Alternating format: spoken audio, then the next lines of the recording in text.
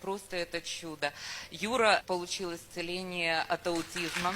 На домашнем служении, это в церкви, молились за него, сражались постами и молитвами. И вот произошло такое чудо. 2 года назад у Юры сняли инвалидность полностью.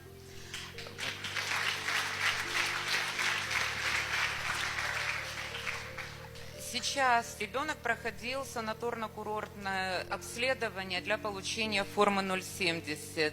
Собрали консилиум, сделали обследование, электроэнцефалограмму и все отправили, все эти документы на расширенное заседание ВКК психоневрологического диспансера на Разумовского. И вынесли вердикт: абсолютно здоровый ребенок, который...